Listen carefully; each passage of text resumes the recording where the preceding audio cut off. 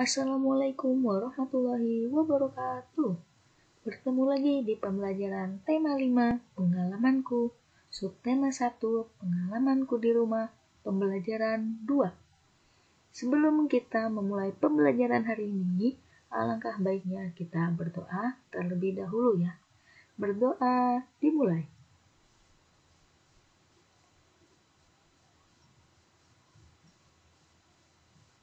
Berdoa selesai.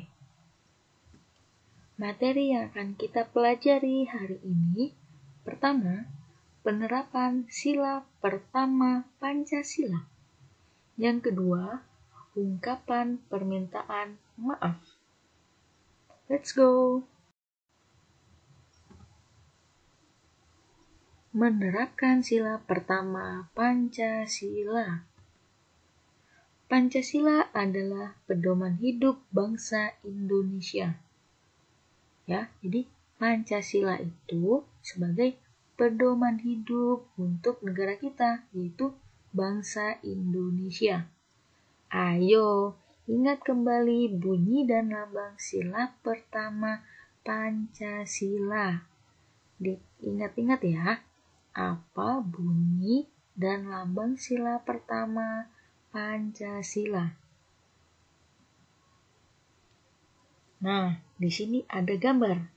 Yang pertama, ada gambar kepala banteng. Yang kedua, pohon beringin. Yang ketiga, bintang. Yang keempat, padi dan kapas. Dan yang kelima, ada gambar rantai. Dari kelima gambar ini, manakah yang termasuk lambang sila pertama Pancasila? Coba ditebak, kira-kira gambar yang mana yang termasuk lambang sila pertama Pancasila? Ya, jawabannya adalah gambar bintang. Gambar bintang itu lambang sila pertama Pancasila. Diingat ya, sekali lagi, lambang sila pertama Pancasila yaitu bintang. Bunyinya gimana sila pertama? Bunyi sila pertama yaitu ketuhanan yang Maha Esa. Nah, kalau ditanya, bunyi dan lambang sila pertama Pancasila sudah ingat ya? Bunyinya adalah ketuhanan yang Maha Esa. Kemudian, lambang sila pertama Pancasila yaitu bintang. Sila pertama mengajarkan kita untuk selalu mengingat Tuhan atau Allah dalam kehidupan sehari-hari. Nah, berikut pengamalan di rumah yang menunjukkan sikap sesuai dengan sila pertama Pancasila. Yang pertama, bersikap jujur. Jika anak-anak bersikap jujur atau tidak berbohong, maka anak-anak sudah menerapkan sila pertama Pancasila, yaitu ketuhanan yang Maha Esa. Ya, kalau misalnya kita beragama Islam, kalau kita berbohong, apakah diperbolehkan dalam agama? Tidak boleh, kita harus bersikap jujur. Nah, bersikap jujur ini salah satu pengamalan dari sila pertama. Yang kedua, ada beribadah sesuai agama yang dianut. Diingat ya, sila pertama itu bunyinya ketuhanan yang Maha Esa. Ketuhanan. Berarti di dalam beribadah sesuai agama yang dianut. Misalnya, agama Islam. Beribadahnya apa? Misalnya sholat 5 waktu. Kalau kita sudah menjalankan sholat 5 waktu, artinya kita sudah mengamalkan Pancasila yang pertama. Lanjut lagi.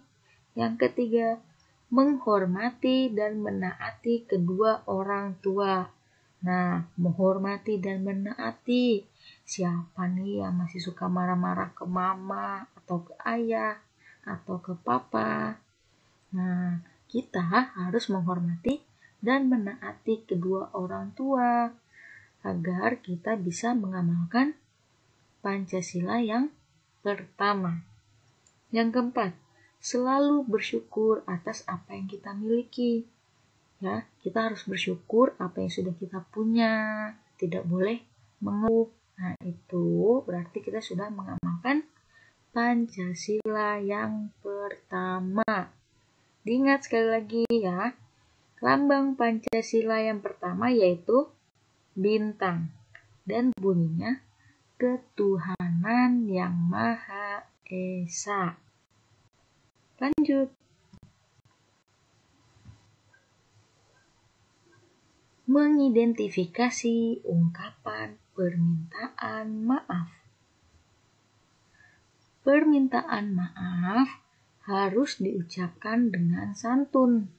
Tujuannya yaitu agar orang yang mendengarnya dapat menerima permohonan maafmu. Kamu dapat menanggapinya kembali dengan mengucapkan terima kasih. Kalau kita melakukan kesalahan, misalnya kalau lagi di kelas, kita tidak sengaja menjatuhkan tempat pensil teman. Apa yang harus kita lakukan? Yang harus kita lakukan yaitu meminta maaf. Gimana meminta maafnya? Woi, maafin ya. Benar nggak? Salah ya? Jadi, permintaan maaf itu harus diucapkan dengan santun. Misalnya tadi kan kita menjatuhkan tempat pensil teman kita. Misalnya, Rani, maaf ya, saya sudah menjatuhkan tempat pensilmu. Nah, itu diucapkan dengan santun. Dan kalau orangnya yang mendengarnya juga didengar lebih enak dan menerima permohonan maafmu. Kemudian Rani menjawab, iya tidak apa-apa. Kamu bisa menjawab, terima kasih Rani. Begitu ya. Kita lihat contohnya. Ada percakapan Komang dengan ibu. Komang, Bu, maafkan Komang ya. Komang tadi kurang hati-hati membawa piringnya jadi pecah. Ibu menjawab, tidak apa-apa Komang. Lain kali kamu harus berhati-hati saat membawanya. Komang pun menjawab, terima kasih Bu. Nah, ini salah satu contoh ungkapan permintaan maaf. Jadi, permintaan maaf itu jika kita melakukan kesalahan, kita mengungkapkan permintaan maaf.